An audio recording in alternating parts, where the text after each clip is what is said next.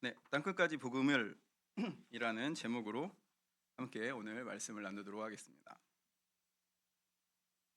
지난 여름에 단기 선교 동원 주일이 있었거든요. 그래서 제가 그때 단기 선교에 이렇게 여러분 동참해 주십시오라고 설교를 하면서 교회는 이 지역적인 동시에 선교적이어야 된다.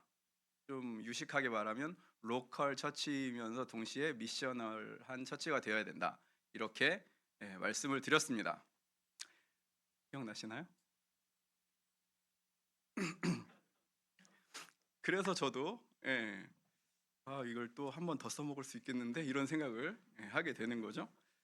그런데 이제 유튜브가 있어가지고 영상이 올라가 있어서 두 번은 요즘에는 못 써먹더라고요. 예전 목사님들은 참 쉬웠을 것 같아요. 드디어 우리 교회가 네팔 선교지에 단기 팀을 보내게 되었습니다.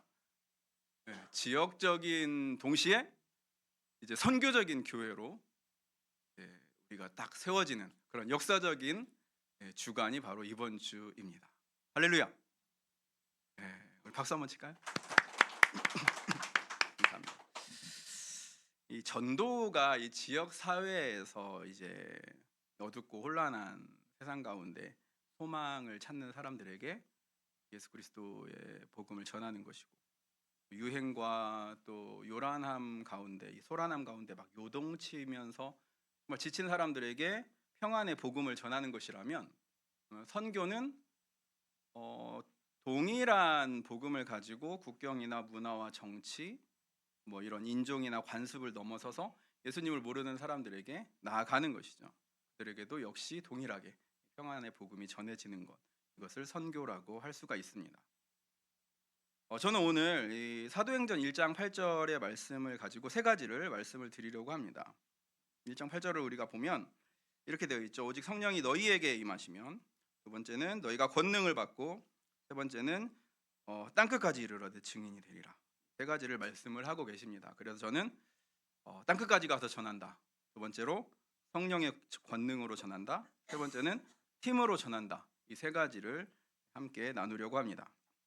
먼저 첫 번째로 이 땅끝까지 가서 전한다라고 전해야 된다라고 예수님이 제자들에게 말씀을 하고 계시죠. 어떤 분은 이 해외 선교가 나하고 무슨 상관이 있냐, 혹은 지금 내 코가 석자고 나라가 이렇게 혼란스러운데 내가 지금 신경 써야 될 내 삶의 문제들도 이렇게 많은데 굳이 선교를 내가 가야 되냐, 혹은 선교에 내가 이렇게 관심을 둬야 되냐라고 말씀하실 수가 있어요. 한편으로는 저도 그런 마음이 들 때가 사실 있거든요. 예수님의 제자들도 그랬습니다. 예수님의 제자들이 부활을 목격을 한 거예요. 와, 인생의 그 가장 절망적인 비극이 죽음인데 이 죽음의 문제를 해결하셨다라는 거죠. 생명의 떡이 내 앞에 딱 나타난 거죠. 뿐만 아니라 이분 어떤 분입니까? 오병이요. 보리떡 5개, 물고기 2마리로 5,000명을 먹이는 이 육체의 필요도 해결하시는 분이 눈앞에 딱 나타난 거죠. 그렇기 때문에 이 믿음 좋은 제자들은 어떤 생각을 합니까? 자, 이제 태평성대 지상낙원이 건설이 되겠구나, 이런 생각을 하게 되는 거죠. 6절 말씀 볼까요? 그들은 모여서 예수님께 물어봅니다. 주께서 이스라엘 나라를 회복하심이 이때이니까, 이제 뭔가 이제 되겠다라는 거죠. 이스라엘 땅 목 좋은 곳에 좋은 거처를 마련하고 뭔가 이제는 부족함이 없는 저 예수를 내가 붙잡으면 안전하고 안정된 생활을 하고 또 유행에 맞는 센스 있는 그런 스타일을 내가 갖출 수가 있고 남부러워할 그러한 삶을 살 수가 있겠구나 라고 생각을 한 거죠. 이 종교적인 어떤 생각들이 이런 생각 아닙니까? 뭔가 딱 신을 붙잡고 그분이 다른 신보다 혹은 세상에 어떤 뛰어난 전능한 힘이 있어서 그걸 통해서 나의 삶이 안정이 되고 내가 사람들에게 인정받고 뭐 이런 거를 사람들이 추구를 한단 말이죠. 그런데요, 예수님은 전혀 다른 말을 하고 계시죠. 동문서답인가요? 8절 말씀 보면 그냥 한마디로 이런 말씀이죠. 너희는 순례자가 될 거야. 유식한 말로 필그림. 너희는 방랑자가 될 거야라고 말씀을 하시는 거예요. 땅 끝까지. 온 유대 돌아다녀야 되고 사마리아는 이제 북쪽이죠.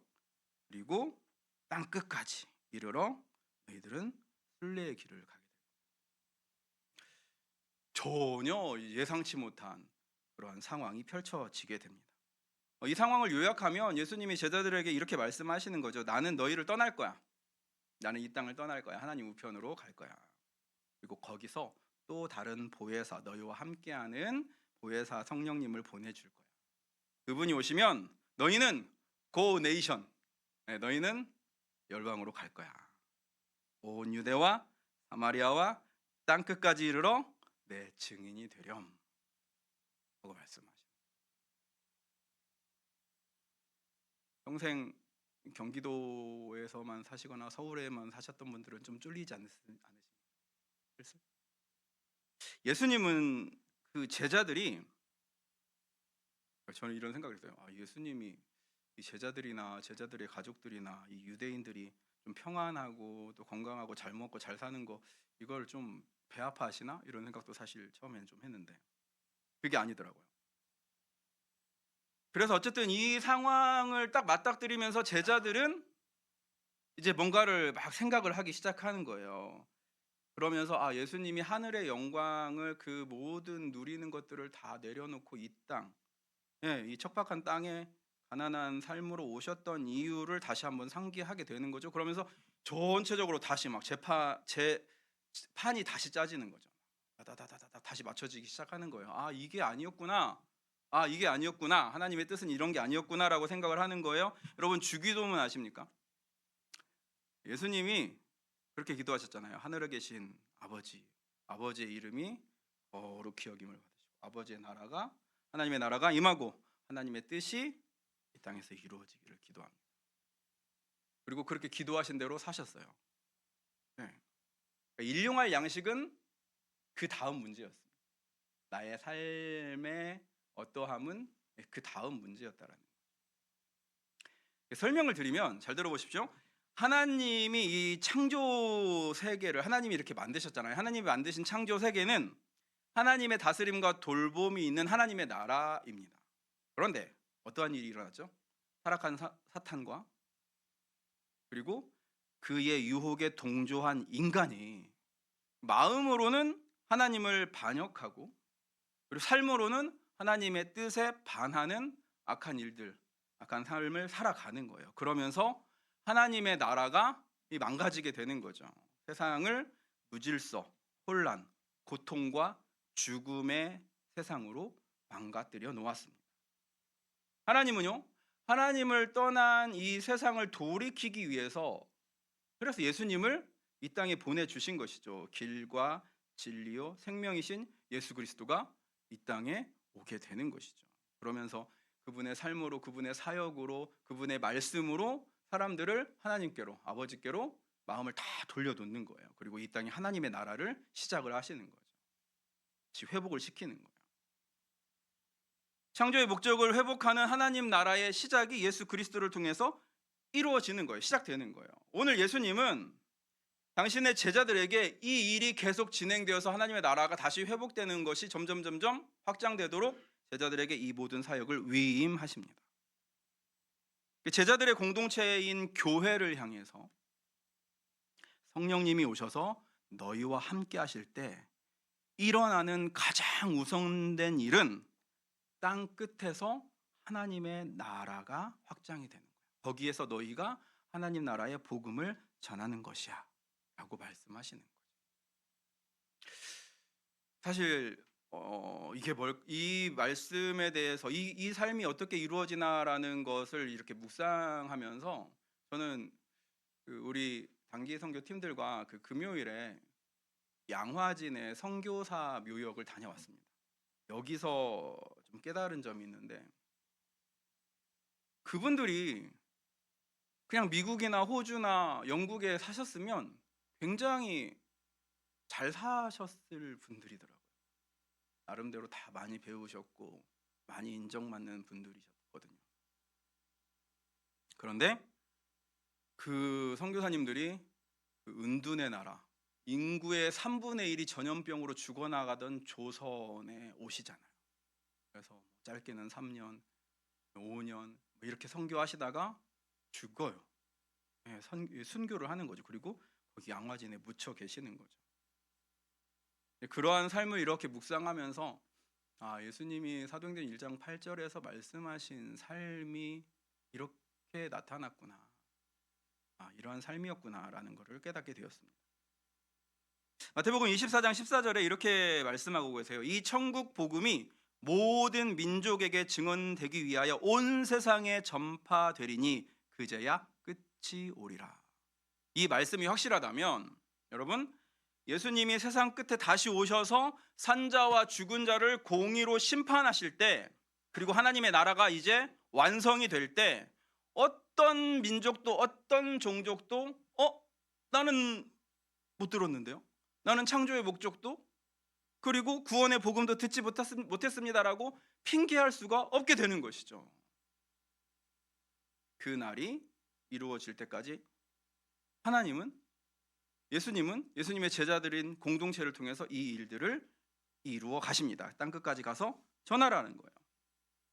영적인 무지와 죄악의 어두움으로 고통받는 세상, 그리고 수많은 우상들이 하나님을 대신해서 숭배받는 이러한 세상에서 성령님께서 하시는 일, 교회와 함께 복음을 선포하고 그리고 창조의 목적 하나님의 나라를 다시 회복해 나가는 것, 이것이 성령님께서 교회와 함께 하시는 일이고 바로 이 일에 동참하는 것이 선교인 줄 믿습니다. 이것은 결코 예수님 부활 이후에만 일어난 일은 아니에요. 성경의 역사를 보면 하나님의 영이 임하면 하나님의 나라가 선포가 되고 복음이 선포가 되고 하나님의 나라가 회복되는 일들은 이미 구약시대부터 있었어요. 예수님 오시기 700년 전에 이사야가 이렇게 선포하죠. 이사야서 52장 7절에 좋은 소식을 전하며 평화를 공포하며 복된 소식을 가져오며 구원을 공포하며 시온을 향하여 이르기를 네 하나님이 통치하신다 하는 자의 산을 넘는 발이 어찌 그리 아름다운가. 하나님의 통치, 하나님의 나라를 선포하는 그 발걸음이 아름답다라는 거예요. 성령이 임하시면, 하나님의 영이 임하면 이러한 일들이 일어난다라는 거죠. 이사야 시대만 있었던 것이 아니라 아예 성경의 처음을 보면 모세도 이렇게 얘기를 해요. 민수기 11장 29절에 여호와께서 그 영을 모든 백성에게 부어주사 그의 모든 백성에게 주사 다 선지자 되게 하시기를 원하노라. 네, 모세의 바램도 그거였어요. 하나님의 영이 모두에게 임했으면 좋겠다. 그러므로 선교는 누군가의 일 혹은 특별한 어떤 사람들의 선택사항이 아니라 교회 공동체의 사명이고 제자들에게 주어진 우선적인 임무인 줄 믿습니다. 두 번째는 성령의 권능으로 전한다입니다. 권능은 파워죠. 파워 아십니까? GD의 파워. 여기 아시는 분들이 계시네요. 네, 있습니다. 그것보다 더 센, 이게 진정한 파워인데, 복음이 전해지는 현장은요, 이 하나님께 반역하여 일어난 그 사탄의 권세와 부딪히는 가장 치열한 전투의 현장입니다. 복음을 전해서 하나님의 통치가 회복이 되는 것을 가장 싫어하는 것은 사탄이죠. 그렇기 때문에 복음이 전하는 그 상황에서 가장 치열한 그러한 부딪히는 전투가 일어나고, 그렇기 때문에 거기에서는 파워가 필요한 것이죠. 공산주의 국가나 이슬람 지역이 선교사님들이 막 들어가서 굉장히 선한 일들을 많이 하잖아요. NGO하고 관련이 이렇게 연결을 해서 뭐 구제 사역도 하고 또 교육 사업도 하고 의료 사업도 하고 이런 좋은 일들을 많이 하는데, 그럼에도 불구하고 그 공산권이나 이슬람권은 선교사들을 막 추방해요. 막 협박하고 못하게 하고 막 그러거든요. 왜요? 영적인 충돌이 그 안에서 벌어지기 때문입니다. 사탄은요, 자신들의 나라가 무너지는 것을 본능적으로 알기 때문에 무언가 복음이 없는 땅에 가서 아무리 좋은 일들을 해도 싫어하는 거죠. 거센 방해와 이 피를 보는 박해를 막 가하게 되는 거죠. 유혹이나 이 분열의 영도 굉장히 강하게 이루어집니다. 여러분, 들어보셨는지 모르는데 제가 이렇게 선교지를 몇 군데 이렇게 많이 돌아봤거든요. 그러면 그곳에서 굉장한 영적인 싸움들이 많아요. 심지어는 그 선교사님들의 그 모임 안에서도 막 이렇게 균열과 분열이 생기기도 하고 이렇거든요. 그러니까 우리나라 선교사님들뿐만 아니라 각 세계에서 오신 선교사님들 안에서도 이런 일이 일어나는 거죠.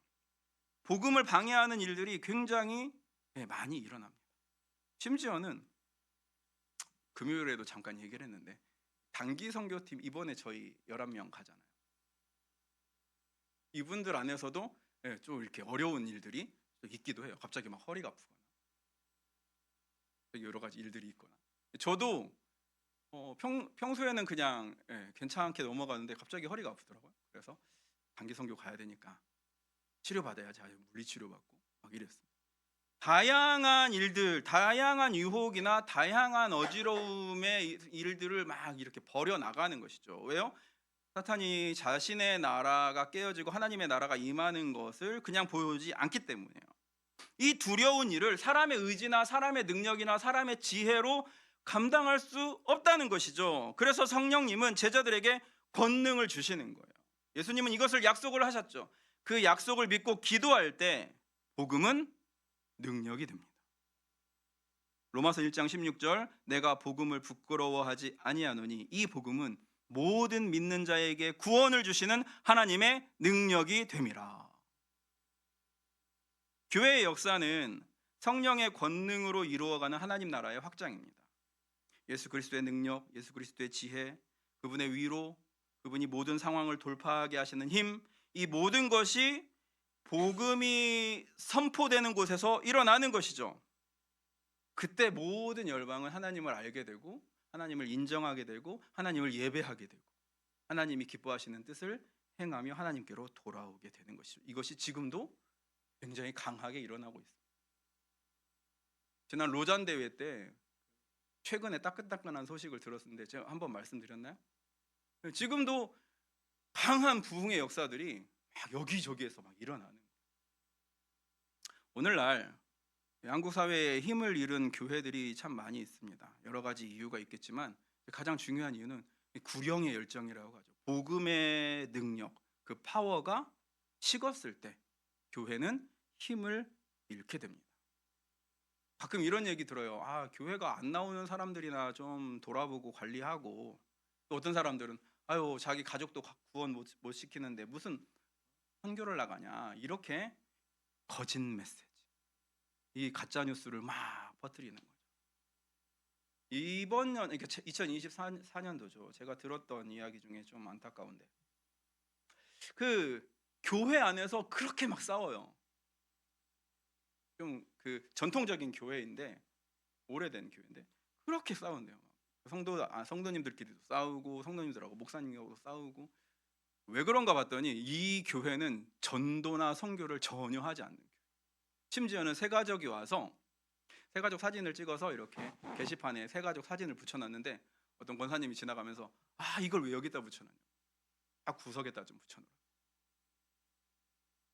깜짝 놀랐어요. 이게 서울에 있는 교회거든요. 이게 현실인가?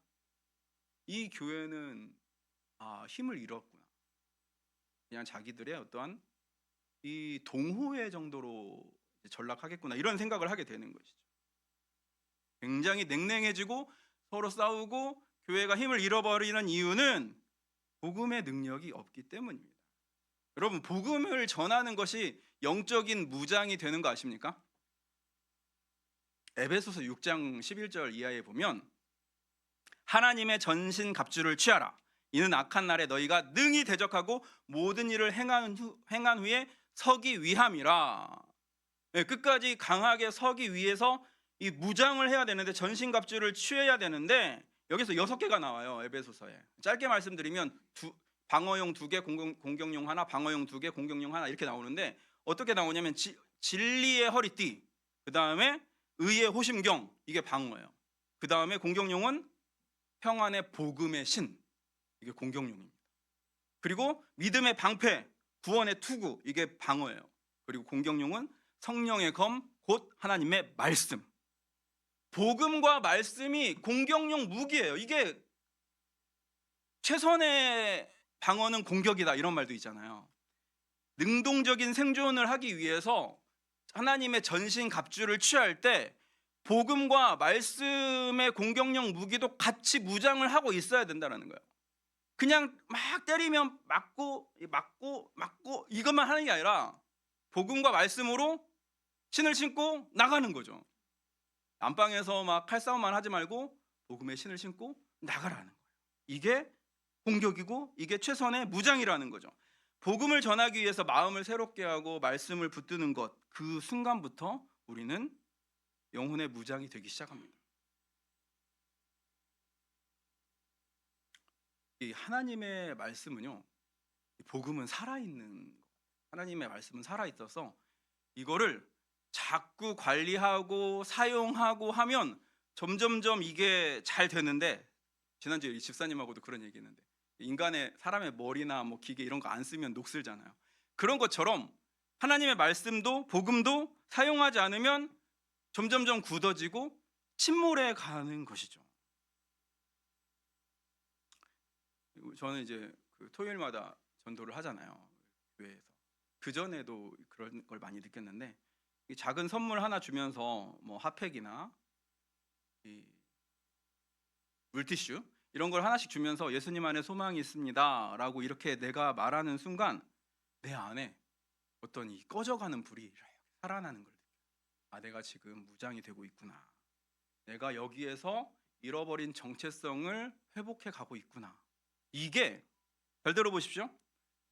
굉장히 힘들 때가 있었어요. 많이 힘들고 그냥 하늘만 바라봐도 대책이 없고 막 이럴 때에 제가 뭘 했냐면, 답이 없잖아요. 내 인생에 봐도 내 인생에 답도 없고, 그리고 내 삶의 이런 문제들을 해결할 능력도 없고, 완전히 무너져 있는 그러한 상황에서 제가 했던 일이 하나가 있는데, 물티슈를 들고 거리로 나갔어요.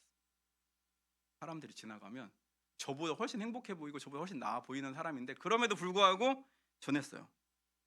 예수님 안에 소망이 있습니다. 네, 예수님 안에 희망이 있습니다. 예수님 안에 행복이 있습니다. 막 이걸 전하는 거예요. 그때 제가 뭘 느꼈냐면, 이걸 내가 지금 지나가는 사람한테 말하는 거였지만 사실은 내 영혼에 대고 선포하는 거더라고요. 예수님 안에 소망이 있습니다. 예수님 안에 희망이 있습니다. 예수님 안에 행복이 있습니다. 나를 향한 선포였어요. 그러면서 회복이 되는 거예요. 이게 파워죠. 성령님께서 우리를 그렇게 무장시키셔 나가는 것이죠. 이것이 바로 예수님의 제자들, 교회 공동체 안에 성령께서 복음을 통해 무장시키시고 복음을 통해 능력을 주시는 그러한 것인 줄 믿습니다. 세 번째, 팀으로 전한다입니다. 오늘 말씀을 보면 오직 성령이 누구에게 임하시면, 너 베드로에게 임하면 이렇게 말씀하지 않잖아요. 너희에게 임하며. 그때 모였던 사람들은 그래도 꽤 되거든요. 예수님의 부활 이후에 사람들이 꽤 많이 왔거든요. 그 모든 사람들을 향해 너희에게 임하면, 성교는요 개인적인 사명이 아니라 너희, 곧 교회가 함께하는 사명인 줄 믿습니다. 잘 들어보십시오. 그렇다고 막 모두가 선교사로 다 나가자 이게 아니라 선교적 공동체로 우리가 함께 부름을 받았다라는 거죠. 그래서 우리가 그런 말 하지 않습니까? 가는 선교사, 보내는 선교사, 이렇게 이야기를 하잖아요. 이게 선교사 한 개인의 부르심과 개인의 어떠함으로 하는 것이 아니라는 것이죠. 물론 현지에 가서 헌신하고 선교하는 선교사님들도 귀해요. 하지만 그들을 위해서 기도하고 그들을 위해서 재정을 보내고 그들을 위해서 동역하는 것 없이는 이건 굉장히 할 수 없는 일이라는 것이죠. 영화진에 가서 들었던 이야기가 그거예요. 선교사님이 이렇게 오니까 조선 사람들이 다 병에 걸려서 죽어가는데 병원을 세울 수가 없는 거예요. 병원을 세워야겠다. 이 사람들을 좀 치료하려고 병원을 세워야겠다. 고종한테 갔대요. 고종한테 가서 건물 좀 지어주십시오. 병원을 지어주십시오 했더니 정부에 돈이 없는 거예요. 우리나라는 돈이 없습니다. 건물을 세울 수가 없습니다. 그때 이 에비슨 선교사, 언더우드 선교사님이 뭐 했냐면 미국으로 가서 미국 교회에 이거를 호소를 했어요. 조선이라는 나라가 있는데, 여러분 어디 있는지도 모르지만 그런 나라가 있습니다. 거기에 사람들이 전염병으로 다 죽어가고 있습니다. 거기서 병원을 좀 세우고 싶습니다. 그 이야기를 듣는 사람들 중에 그 루이스 세브란스라는 사람이 마음의 감동을 받는 거죠. 그래서 한국에 내가 건물을 좀 짓겠습니다 하고 성교비를 보내서 지었던 병원이 세브란스 병원. 보십시오. 한국 정부가 세운 게 아니고 미국 정부가 세운 것이 아니라 미국 교회가 세운 거예요. 이것이 선교입니다. 함께 동역해서 만들어가는 것이죠.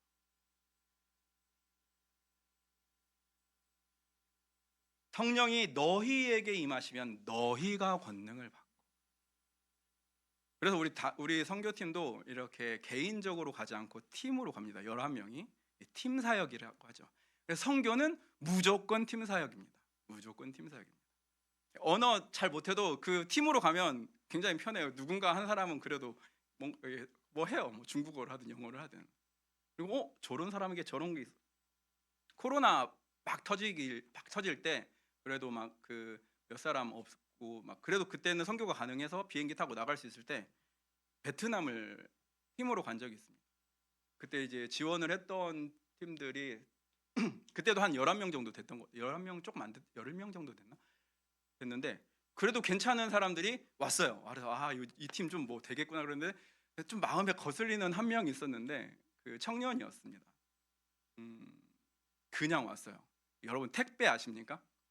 자기는 가기 싫은데 부모가 돈 줘서 보내는 그런 친구를 택배라고 부르는데 택배 가면 딱 낀 거예요. 쟤는 도대체 뭘까? 교회도 평소에 안 나오는 친구예요. 한 번씩 오고. 근데 그 친구는 그 얼굴이 좀 하얗고 얼굴이 좀 작아요. 그래서 나름 이렇게 메이크업 하면 그래도 조금 괜찮아 보이는 그런 페이스만 가지고 있는. 자기가 얘기해요. 자기 어떤 드라마 찍는데 가서 엑스트라도 한두 번 해봤다. 그런 거 있잖아요. 이렇게 지나가는 군사 죽어있는 병사 72 뭐 이런 거 있잖아요. 그런 걸 해봤다라는 거죠. 얘가 무슨 도움이 될까 하고 갔어요. 근데 이제 팀들이 베트남에 호치민에 도착하고 이제 나누어져서 호텔로 먼저 들어갔습니다. 그리고 제가 나중에 마지막 차로 이제 호텔을 딱 들어갔는데 로비에 딱 들어갔는데 분위기가 이상해요. 그 호텔 매니저가 나와가지고 우리 팀들을 굉장히 서비스를 잘 해주는 거예요. 그리고 우리 물품을 그 호텔 로비에 쫙 깔고 거기서 정리하도록 허락을 해주고 이것까지 된다고 생각할 정도로 굉장히 서비스를 잘해주는 거죠. 제가 이게 뭐 어떻게 된 거야? 라고 이렇게 물어봤더니 그 친구가 메이크업을 다 하고 선글라스를 딱 끼고 이제 딱 들어가니까 호텔에서 한국에서 혹시 배우가 온 거 아니냐 이렇게 얘기가 도는 거예요. 매니저가 급하게 내려와서 혹시 한국에서 온 액터냐고 이렇게 물어본 거예요. 그러니까 옆에 있는 친구가 너 거기 그 드라마 나갔잖아. 얘 배우예요. 액터예요. 이 매니저가 보니까 한국에서 유명한 배우가 우리 호텔에 온 거예요. 그 옆에 있는 단계팀들은 다 스텝. 이 한 사람을 위한 스텝들이 이렇게 많다고? 그러면서 모든 이 서비스가 그냥 쫙 나오는 거죠. 그래서 와, 정말 한 사람도 쓸데없는 사람이 없구나. 그런 생각을 하면서 역시 선교는 팀이다. 그런 생각을 했었죠. 이거 외에도 굉장히 많은데 시간상 어쨌든 초등학생들도 혹은 중학생들도 청년들도 어른들도 심지어는 은퇴하시는 분들도 선교지에 가면 굉장히 쓰임새가 많습니다. 단기 선교라는 게 뭔가 이렇게 궁금하시는데 단기 선교는 이 선교사와 그 지원하는 후원하는 교회 공동체 그 선교적 교회 공동체 사이에 한 2년 정도 선교사님이 계신 곳에 가서 선교사님을 좀 도우면서 사역하는 그러한 인턴 사역을 하는 사람들을 단기 선교사라고 합니다. 우리가 단기 선교라고 쓰는 거하고는 좀 개념이 좀 다르죠. 우리가 하는 거는 선교 동역이죠. 일주일 정도 혹은 한 달 정도 뭐 비전 트립이라고도 하고 아웃리치라고도 하는데 이렇게 가서 선교사님의 사역을 이렇게 도울 때 선교 동역 혹은 그냥 편하게 우리도 단기 선교라 부르자 해서 부르게 되는 거죠. 우리가 가서 하는 일은 이것입니다. 가서 선교사님과 함께 시간을 보내고 그리고 선교사님 혼자 할 수 없는 뭐 성경학교나 뭐 이러한 특별한 프로그램을 같이 진행을 해드리는 거죠. 그래서 선교사님이 힘을 얻고 또 위로를 얻을 수 있도록 그렇게 동역을 해드리는 것입니다. 단기 선교를 갔다 오면 기도에 대한 그러한 그 힘이 생겨납니다. 현장을 보고 왔기 때문에 기도가 선명해지고 어떤 정밀 타격을 한다고 하죠. 이렇게 하나님 원합니다. 이런 것들이 필요합니다라고 정밀하게 타격하면서 기도할 수가 있어요. 그리고 하나님 아버지의 마음을 배우고 그리고 나중에는 이 선교적인 일들이 일어날 때 내가 어디까지 동역할지 하나님 앞에 기도하고 함께 이루어가는 동역 사역이 이루어지는 것이죠. 말씀을 정리하도록 하겠습니다. 오늘 저는 세 가지를 말씀을 드렸어요. 첫 번째, 선교는 누군가의 일 혹은 선택사항이 아니라 제자들에게 주신 사명이고 땅끝까지 가서 전하는 것입니다. 두 번째는 선교는 성령의 권능으로 가족과 이웃 열방의 하나님의 나라를 전하는 복음의 능력입니다.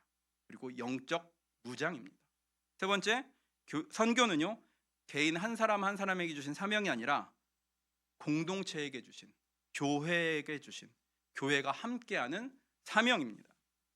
우리 온땅예비 성문교회가 이 하나님 나라 복음을 힘있게 선포하는 그런 선교적 교회로 우뚝 서기를 예수님의 이름으로 축복합니다.